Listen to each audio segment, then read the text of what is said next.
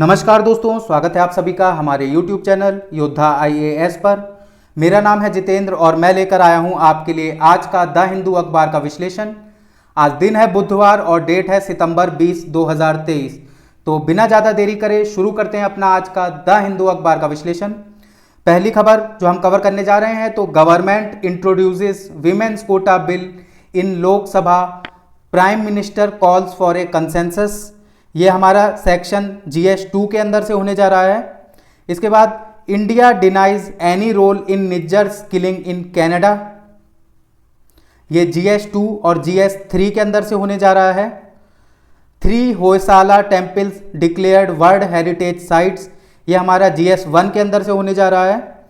Simultaneous polls do states have a say, तो ये हमारा होने जा रहा है GS2 के अंदर से। Finance minister stresses urgent need for reliable crop yield estimates. ये हमारा GS3 से है। और लास्ट हमारा centre floats new science award, तो ये भी हमारा GS3 के अंदर से होने जा रहा है। वीडियो को स्टार्ट करने से पहले मैं आपसे आग्रह करता हूं कि कृपया हमें सब्सक्राइब करें और हमारे जो बेल आइकन आपको दिखेगा अपनी स्क्रीन पर उसे प्रेस करें ताकि आप हमारे नोटिफिकेशंस रिसीव कर सकें नई वीडियोस के बारे में। तो अब ज़्यादा देरी नहीं करते हैं और शुरू करते हैं अपनी पहली खबर के साथ।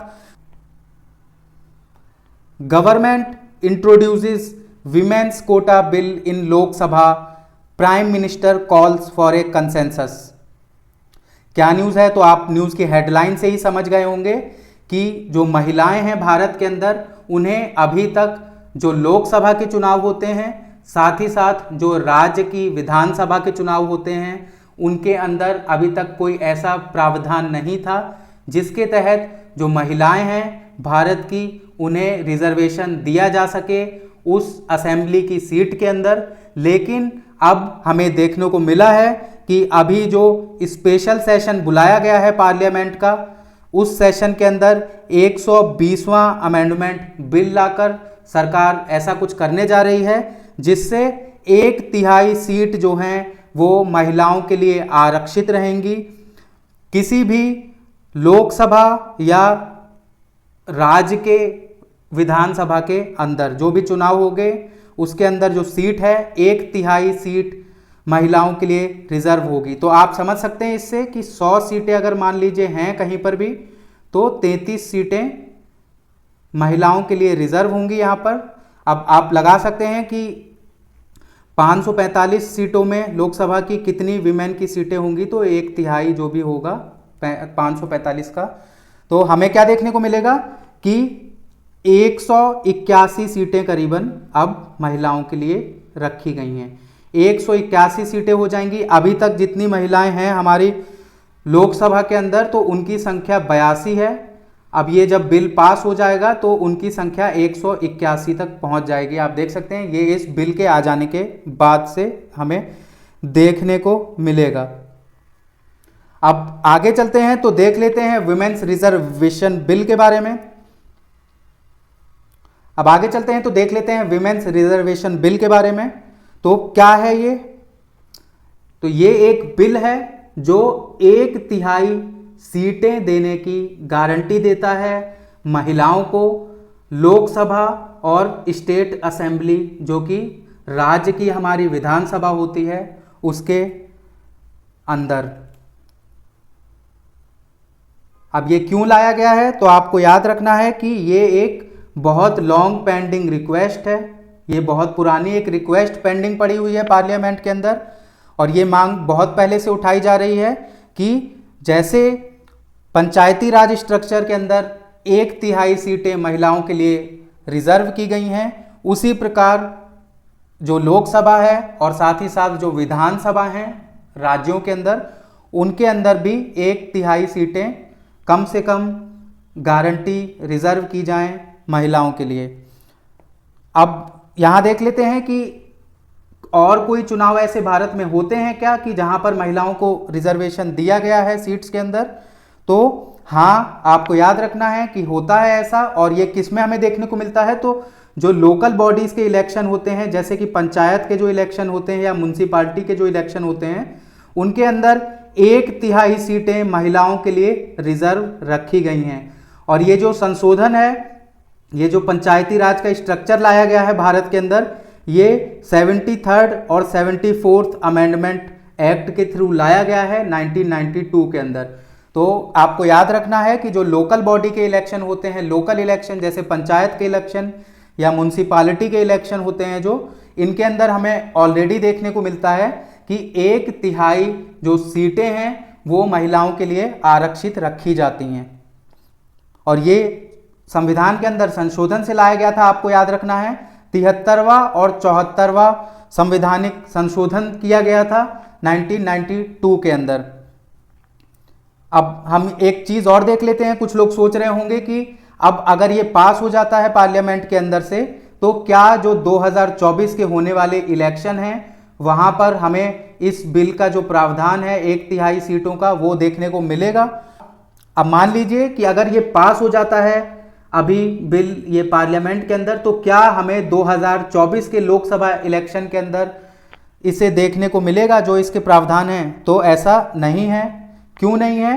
क्योंकि अभी डीलिमिटेशन की एक्सरसाइज चल रही है जो 2026 में होगी खत्म, और 2026 में जब ये एक्सरसाइज खत्म हो जाएगी, उसी के बाद जब 2029 के चुनाव होंगे तभी हमें देखने को मिलेगा कि 1/3 महिलाओं को वहां पर आरक्षण दिया गया है सीटों में।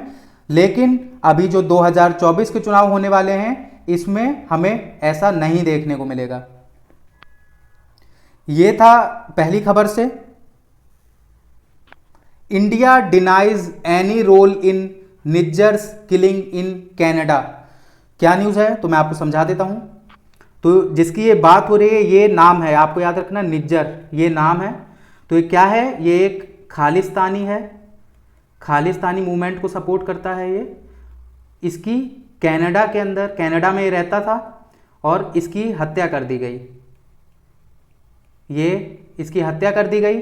अब जब कनाडा की जांच एजेंसियां इसकी जांच कर रही थी हत्या की, तो उन्हें शक है कि भारत की जो सरकार है, गवर्नमेंट ऑफ इंडिया, इसके टॉप ऑफिशियल्स की इसमें जिम्मेदारी है इस काम को करवाने में, जिसे हम डिप्लोमेटिक टर्म में कहेंगे ऑफ शोर किलिंग्स। ऑफ शोर किलिंग्स करवाने की एक तरह से कनाडा ने आरोप लगाया है भारत के ऊपर, या फिर ऑफ शोर ज्यूरिसडिक्शन। ये दो चीजें आप देख सकते हैं कि ये आरोप लगाए गए हैं कनाडा की तरफ से, जिसे भारत की सरकार ने खारिज कर दिया है कि ऐसा कुछ नहीं है, और ये जितने आरोप लगाए जा रहे हैं कनाडा द्वारा ये बेबुनियाद और गलत हैं। ये तो खबर से था, मैं आपको बता चुका हूं। अब हम समझ लेते हैं खालिस्तानी मूवमेंट को। तो यहाँ पर जब बात हुई है खालिस्तानी मूवमेंट की, और ये जो एक्टिविस्ट है जिसकी मौत हुई है ये भी खालिस्तानी एक्टिविस्ट कहलाता है, निज्जर। तो यहाँ आप भारत का नक्शा देख सकते हैं। तो भारत के नक्शे में यहाँ पर आप पंजाब देख सकते हैं। तो खालिस्तानी के जो आतंकवादी हैं उनकी मांग है कि ये करीबन इतना एरिया, हिमाचल प्रदेश, उत्तराखंड, उत्तर प्रदेश का आधा भाग, पंजाब, हरियाणा, राजस्थान का आधा भाग, पाकिस्तान का कुछ भाग, ये हमारे पास आ जाए और इसे हम एक सेपरेट सिख स्टेट घोषित कर दें। सिख स्टेट, आपको याद रखना है, खालिस्तान मूवमेंट जो हो रहा है वो एक सेपरेट सिख स्टेट की मांग के लिए देखने को मिल रहा है। और ये कब से चालू है? तो आज़ादी का जब टाइम था, जब पार्टीशन किया गया था भारत का, पहली बार पाकिस्तान भारत से निकलकर बनाया गया था और ये हमारा बांग्लादेश बाद में बना है, तो उस टाइम से ही ये मांगे उठनी चालू हो गई थी। और अभी भी हमें देखने को मिलता है कि इस टाइम पर ये डिमांडें और तेज हो गई हैं। जो एक्टिविस्ट हैं, खालिस्तानी सेपरेटिस्ट लीडर हैं, ये सब अपनी डिमांड में और तेज। अब हमें देखने को मिलता है कि ये जो खालिस्तानी सेपरेटिस्ट लीडर हैं ये विदेशों की भूमि में बैठकर यहाँ पर लोगों को प्रचार करने की कोशिश करते हैं अपने एजेंडा को पूरा करने के लिए। आगे हम चलते हैं तो देख लेते हैं what is the Khalistan movement, समझ लेते हैं हम इसे। तो the Khalistan movement is a Sikh separatist movement seeking to create a homeland for Sikhs by establishing an ethno-religious sovereign state called Khalistan in the Punjab region. मैं आपको बता चुका हूँ ये। तो क्या है, ये एक तरह से सिख सेपरेटिस्ट मूवमेंट है। ये क्या मांग करते हैं कि हमें सिखों को अलग एक राष्ट्र दिया जाए, और उस राष्ट्र का नाम क्या कहते हैं ये, तो नाम कहते हैं ये कि खालिस्तान उसका नाम होगा। और मैं आपको जगह बता चुका हूँ, तो कौन कौन से एरिया को, ये चंडीगढ़ को, हरियाणा, हिमाचल प्रदेश, ठीक है, और पंजाब का बहुत सारा पार्ट। साथ ही साथ आप याद रखिए कि पाकिस्तान का भी बहुत सारा पार्ट, पाकिस्तान का जो पंजाब का पार्ट है उसकी भी ये अपने अंदर शामिल करवाने की मांग करते हैं। अब आपको देखना है कि why did the Khalistan movement start. तो the origin of Khalistan movement can be tracked back to India's independence and subsequent partition along the religious line. तो मैं आपको बता चुका हूं कि 1947 के अंदर जब भारत का विभाजन किया गया था, उस समय देखा गया था कि हिंदू और मुस्लिम की कैटेगरी में विभाजन किया गया है। इसी को लेकर जो सिख थे वो मांग करने शुरू कर दी उन्होंने कि हमें एक अलग सिख का अलग चाहिए जिसका नाम है खालिस्तान। और ये क्यों इन्होंने मांग की, क्योंकि इनके हिसाब से जो सिख एम्पायर की कैपिटल थी लाहौर, वो पाकिस्तान में पहुंच गई है, और जो सिख हैं वो भारत में रह गए हैं। साथ ही ननका साहिब, आप इसे न्यूज़ में देखते रहते होंगे, तो ये भी जो सैक्रेड साइट है, गुरु नानक की बर्थ प्लेस मानी जाती है, ये पाकिस्तान को मिल गई थी पार्टीशन के बाद। और पाकिस्तानी सूबा मूवमेंट चलता है, ये पाकिस्तान स्पीकिंग स्टेट की बात करता है। ये हमें देखने को मिला है पॉलिटिकल स्ट्रगल के अंदर भी।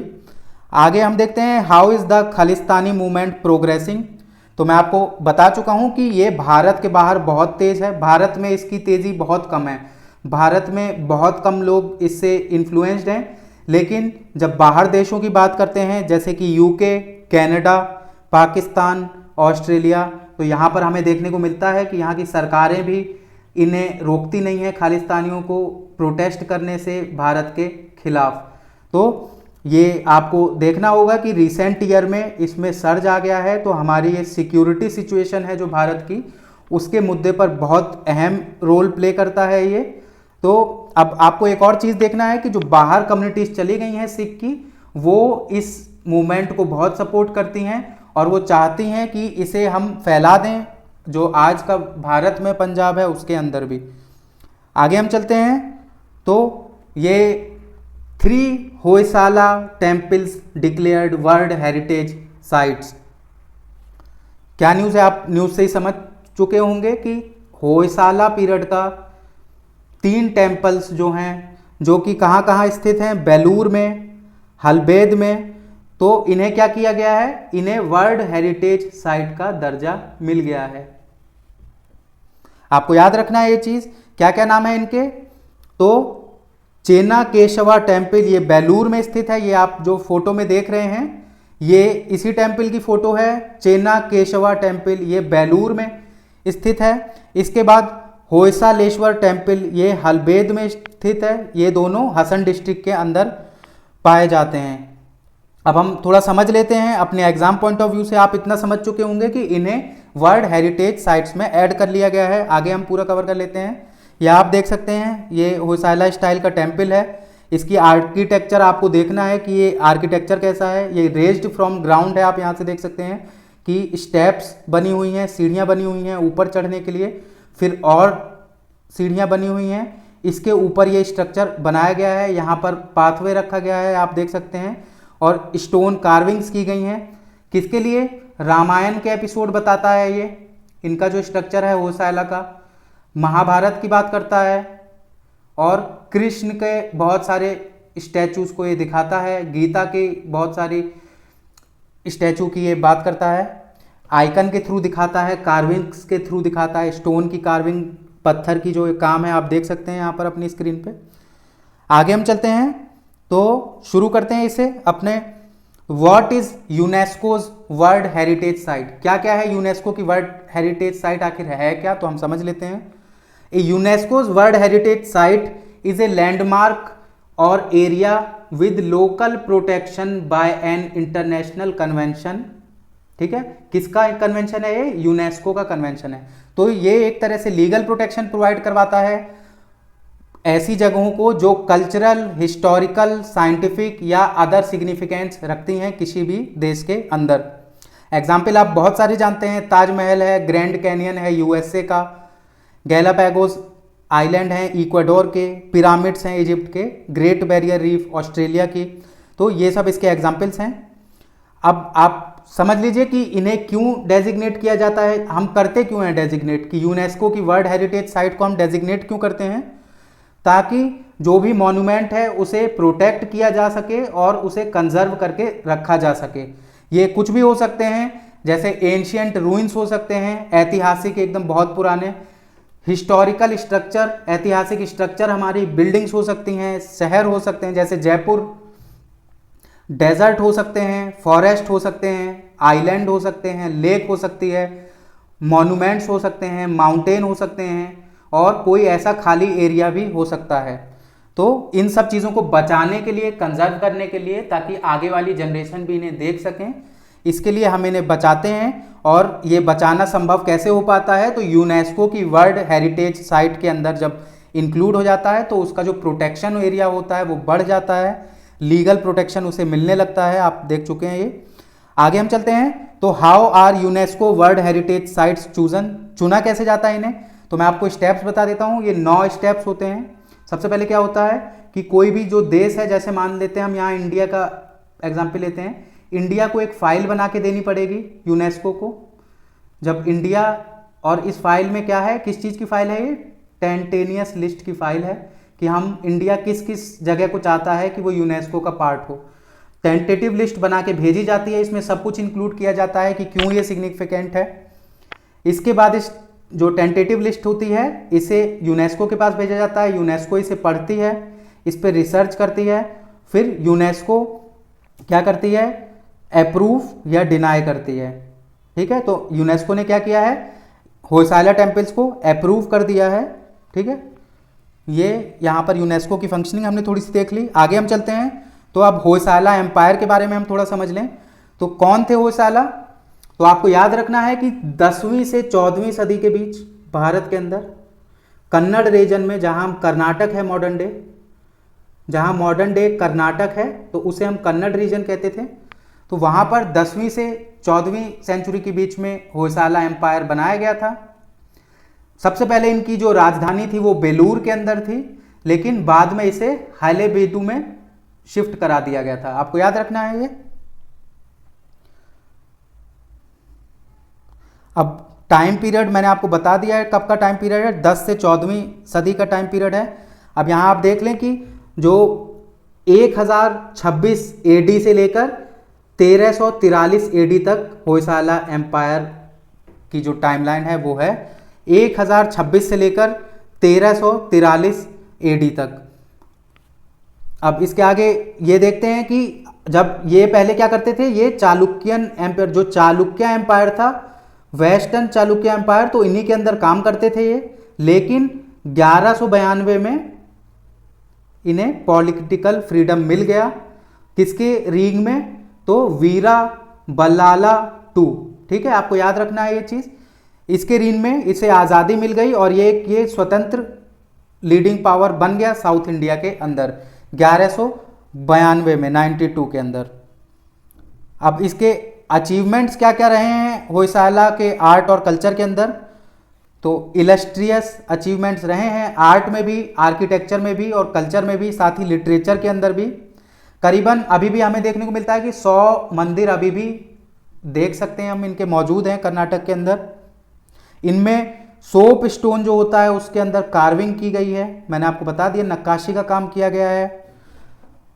अब यहाँ महाभारत, रामायण और श्रीमद् भगवत गीता से जो डेपिक्शंस हैं, स्टोरीज हैं, वो उठाई गई हैं और इन्हें कार्व किया गया है दीवार के ऊपर।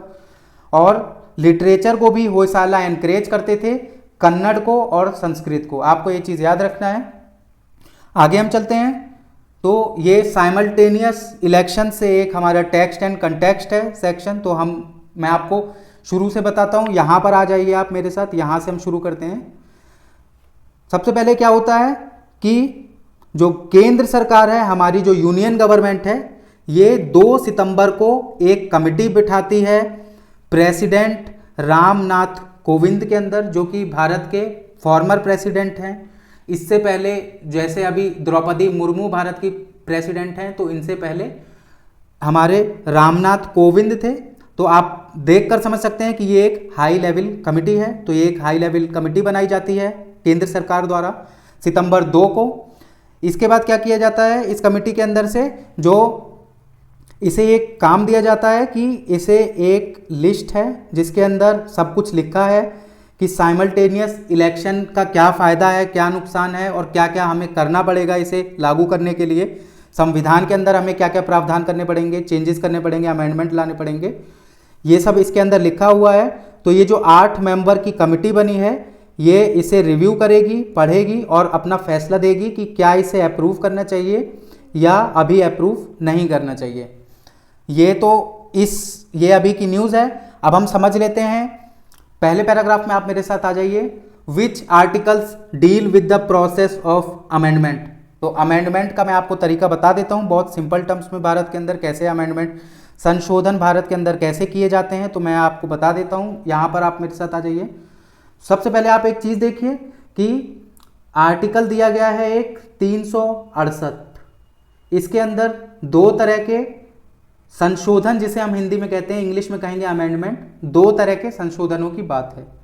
पहले में क्या है, पहले में संशोधन है स्पेशल मेजॉरिटी से, बस कि जो भी लोकसभा राज्यसभा की स्पेशल मेजॉरिटी होगी उससे जो भी संविधान का हम अमेंडमेंट कर रहे हैं, संशोधन कर रहे हैं, तो जो वोटिंग होगी वो स्पेशल मेजॉरिटी से होगी। और दूसरा है special majority plus half consent of state. अब ये दूसरा तरीका आप समझ लें। पहला तरीका मैंने आपको बता दिया कि एक मैं आपको एग्जांपल से समझा देता हूं। यहां पर एक बिल लाया गया, वो आर्टिकल 368 के अंदर बिल लाया गया है अमेंडमेंट। तो अब क्या करना पड़ेगा केंद्र सरकार को, मान लेते हैं कि वो फर्स्ट कैटेगरी का बिल है, तो केंद्र सरकार को क्या करना पड़ेगा कि जब वो लोकसभा में होगा तो 2/3 मेजॉरिटी से उसे पास कराना पड़ेगा। यही राज्यसभा में किया जाएगा, 2/3 मेजॉरिटी प्रेजेंट एंड वोटिंग की और majority of members of the house. ठीक है। इसके बाद जब हम, ये पहले प्रावधान की बात है, दूसरे प्रावधान की बात क्या है कि 2/3 वाला तो है ही है, ये बना रहेगा 2/3 का, साथ ही आधी स्टेट्स, जैसे कि 28 स्टेट्स हैं तो कम से कम 14 स्टेट्स उसे अप्रूव करें साथ में। तो ये 2 तरह के संशोधन हमें 368 आर्टिकल के अंदर देखने को मिलते हैं भारत के अंदर।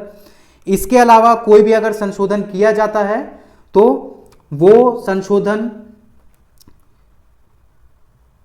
इसके अलावा जो भी संशोधन किया जाएगा वो 368 के अंदर नहीं आएगा, आपको ये चीज याद रखनी है। अब ये मैंने आपको बता दिया सिंपली, ये पहले पैराग्राफ में यही है, दोनों एक स्पेशल मेजॉरिटी, यहाँ पर आप देख सकते हैं कि ये स्पेशल मेजॉरिटी की बात कर रहा है और ये यहाँ पर थर्ड कैटेगरी की बात कर रहा है। ये दोनों 368 के अंदर हैं और ये वाला जो है ये 368 के अंदर नहीं है, ये बाहर का संशोधन है, 368 के बाहर का संशोधन है। अब यहाँ पर ये अगले क्वेश्चन पे आ जाते हैं, विच अमेंडमेंट्स रिक्वायर रेटिफिकेशंस बाय स्टेट। तो ऐसे कौन से प्रावधान होंगे जिनमें जो हमारा दूसरा वाला तरीका है जिसमें जो राज्य है उसे भी मंजूरी देनी पड़ेगी, तो कौन कौन से ऐसे हो सकते हैं। तो हम थोड़ा सा मैं आपको जल्दी से बता देता हूँ। जैसे प्रेसिडेंट ऑफ इंडिया से कोई रिलेटेड चीज़ है तो वो, ठीक है। जो भी यूनियन की और स्टेट गवर्नमेंट की एग्जीक्यूटिव पावर है आर्टिकल 73 162 के अंदर, इसमें अगर चेंज आएगा। अगर हम जुडिशरी की कोई चीज़ चेंज करेंगे या किसी हाई कोर्ट की, तो इसमें भी सेकंड टाइप की हमें स्पेशल मेजॉरिटी चाहिए होगी। तो यही है, आप देख सकते हैं यहाँ पर अपनी स्क्रीन पे। इसके बाद what were the debates regarding entrenched by provisions. Debates क्या थी, तो अंबेडकर जी को यहाँ पर कोट किया गया है। तो इन्होंने कहा है कि अंबेडकर के एग्जैक्ट वर्ड्स मैं आपको बताता हूँ कि to say that even those articles of the constitution which pertain to the administrative, legislative, financial and other powers such as the executive powers of the provinces should be made liable to alteration by the central parliament by 2/3 majority without permitting the provinces of the states to have any voice is in my judgment altogether nullifying the fundamentals of the constitution। क्या कह रहे हैं ये कह रहे हैं कि अगर हम ऐसा जो सेकंड क्लॉज है इसे नहीं लाते हैं तो हमें क्या देखने को मिलेगा कि जो केंद्र की सरकार है, यूनियन गवर्नमेंट है, वो सारे फैसले अकेले ले लेगी और जो राज्य हैं उन्हें कभी सुना ही नहीं जाएगा। ये आपको समझ लेना है। इस वजह से हमें ये दूसरा वाला जो 368 के अंदर प्रावधान है, जो राज्यों द्वारा अप्रूव करवाने की बात करता है, ये यहां पर हमें देखने को मिलेगा। अब ये डाला गया। इसके बाद अब एक चीज देख लेते हैं कि जो जैसे मान लीजिए कि कोई ऐसा अमेंडमेंट है जो पार्लियामेंट ने पास करा लिया, ठीक है, लेकिन ये 368 क्लॉज 2 के अंदर का अमेंडमेंट माना जाएगा कोर्ट के अंदर, और कोर्ट क्या इसे नलीफाई कर सकती है अगर ये पास हो चुका? नलीफाई मतलब क्या, इसे अवैध घोषित कर सकती है? तो आपको मैं सीधा आंसर देता हूं कि हाँ, ऐसा कर सकती है सुप्रीम कोर्ट। अभी क्या किया है सुप्रीम कोर्ट ने? Union of India versus Rajendra N Shah का केस था। इसमें जो संविधान का 97th अमेंडमेंट एक्ट किया गया था 2011 के अंदर, ये कोऑपरेटिव सोसाइटी से रिलेटेड था। तो इसे जो सुप्रीम कोर्ट थी उसने स्ट्रक डाउन कर दिया है, इसे खारिज कर दिया था। और क्या कहा था सुप्रीम कोर्ट ने कि जब ये वाला संवैधानिक संशोधन गवर्नमेंट लाई थी तो उसे 1/2 राज्यों से अनुमति लेने की जरूरत थी। आपको याद रखिएगा ये। तो ये एक हमें एग्जाम्पल देखने को मिला है। इसके बाद ये बात करते हैं कि क्या कोई राज्य मंजूरी देने के बाद पीछे हट सकता है? तो इसका कोई आंसर नहीं है। अभी तक ऐसा कोई केस देखने को नहीं आया है, ना ही कोर्ट के अंदर ऐसा कोई केस आया है। बस यही है। आगे हम चलते हैं। तो centre floats new science awards. तो केंद्र सरकार ने क्या किया है कि 3 नए विज्ञान रत्न अवार्ड लेकर आने जा रही है केंद्र सरकार। विज्ञान रत्न अवार्ड इनका नाम रखा गया है। 3 इनकी संख्या है, तो 3 ऐसे होंगे जिसमें हमें 25 विज्ञान श्री अवार्ड, 25 विज्ञान युवा शांति स्वरूप भटनागर अवार्ड, ठीक है, और 3 विज्ञान टीम अवार्ड्स देखने को मिलेंगे। तो ये आप देख सकते हैं टोटल इतने अवार्ड लाए जा रहे हैं। करीबन ये टोटल मिलाकर 56 अवार्ड होने जा रहे हैं, 56 प्राइजेस होंगे। और सरकार क्या करेगी कि हर साल इसे देगी। हर साल 11 मई को इन्हें बांटा जाएगा। 2024 से इन्हें बांटना शुरू किया जाएगा। किसे मिलेगा यह अवार्ड? तो आपको याद रखना है कि physics, chemistry, biology, science, mathematics, जो भी टेक्नोलॉजी से रिलेटेड चीज़ें हैं, अगर उन पे रिसर्च होती है, उनके साइंटिस्ट को, उनके एक्सप्लोरर्स को, तो ये अवार्ड दिए जाएंगे। अब बहुत ज़रूरी चीज़, आप एक चीज़ समझ लीजिए कि यहाँ पर कोई कैश प्राइज नहीं मिलेगा। कोई कैश प्राइज यहाँ पर आपको नहीं मिलेगा। ये जो अवार्ड दिए जाएंगे इनके अंदर कोई कैश प्राइज नहीं रखा गया है, बस एक मेडल रखा गया है और एक सर्टिफिकेट दिया जाएगा साथ में। तो यहाँ पर हमें देखने को मिल रहा है कि कैश प्राइज नहीं रखा जाएगा। लेकिन अभी जो काउंसिल ऑफ साइंटिफिक और इंडस्ट्रियल रिसर्च का शांति स्वरूप भटनागर अवार्ड्स है, इसके अंदर देखने को मिलता है कि यहाँ पर कैश प्राइज होता है। तो आपको याद रखना है कि ये जो नए अवार्ड्स केंद्र सरकार लेकर आ रही है, विज्ञान रत्न अवार्ड्स इनका नाम है, और यहाँ पर कोई कैश प्राइज नहीं देखने को मिलेगा। आगे हम चलते हैं। Finance minister stresses urgent need for reliable crop yield estimates. क्या न्यूज़ है?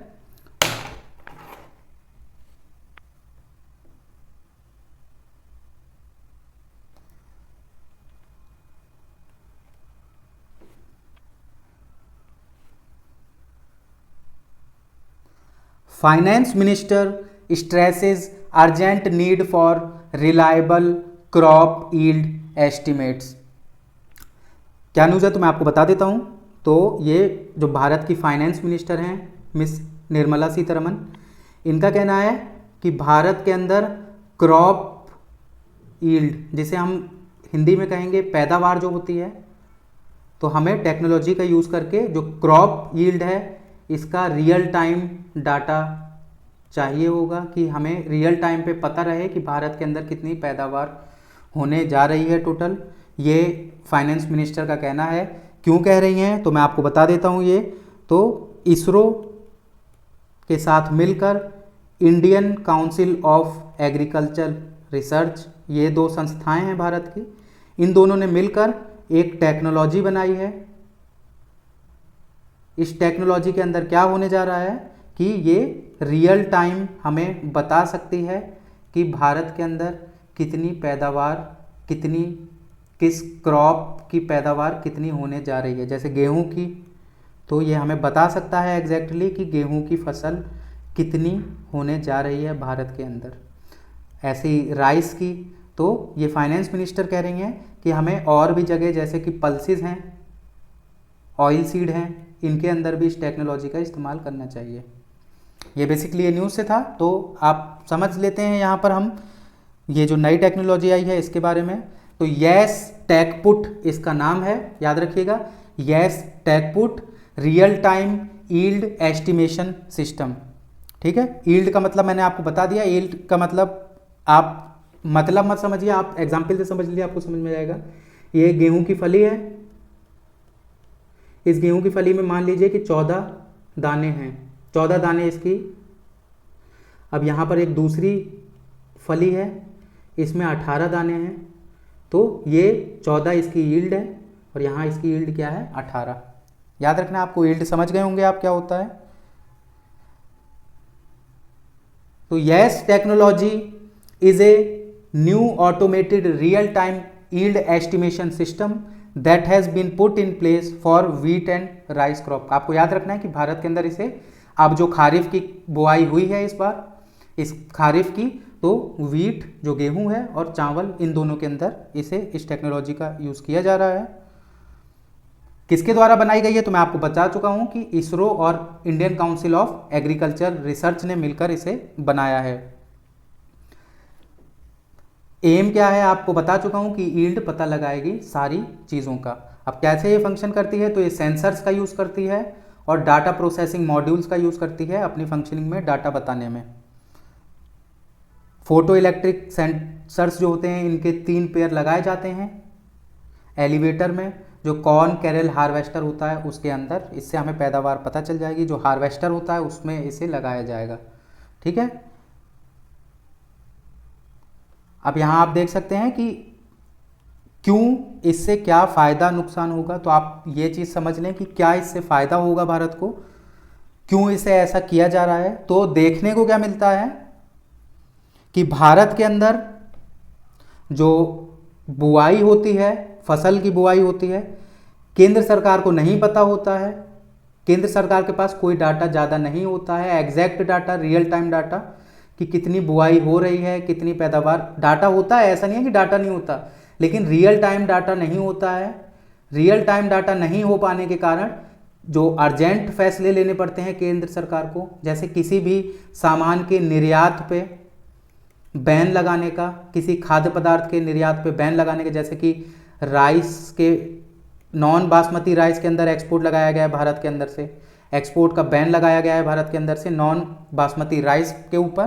तो यहाँ पर अगर हमें पता रहेगा पहले से ही कि कितनी बुआई हो रही है, कितनी फसल हो रही है, मतलब एग्जैक्ट क्वांटिटी अगर हमें पता होगी, तो हम कैसे, हमें आयात करवाना है, क्या क्या चीज़ों का आयात करवाना है भारत के अंदर से, क्या क्या चीज़ हम निर्यात करवा सकते हैं भारत के अंदर से, कितना मिनिमम सपोर्ट प्राइस हम रख सकते हैं किसी भी फसल का।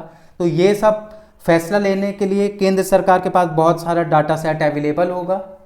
और इसके तहत क्या होगा कि जो हमारा फूड सिक्योरिटी का मामला है, हमें देखने को मिलता है कि भारत के अंदर फूड इन्फ्लेशन बहुत ज़्यादा बढ़ा हुआ है। खाद्य पदार्थ के जो दाम हैं उनमें वृद्धि बहुत ज़्यादा देखने को मिलती है हमें। तो जब ऐसा कुछ रियल टाइम मैनेजमेंट सिस्टम ला दिया जाएगा दालों के अंदर भी, और जो हमारे कॉर्न ऑयल सीड होते हैं इसके अंदर भी, तो हमें इसका फ़ायदा ही देखने को मिलेगा। आज के न्यूज़पेपर में बस इतना ही था। कैसा लगा आपको हमारा आज का अखबार का विश्लेषण, हमें कमेंट सेक्शन में बताइए। चैनल को लाइक करें, सब्सक्राइब करें और बेल आइकन को ज़रूर प्रेस करें। आप अगर किसी ऐसे व्यक्ति को जानते हैं जो किसी भी तैयारी का छात्र है, तो उसे हमारा चैनल ज़रूर रिकमेंड करें। आपका दिन शुभ हो। धन्यवाद।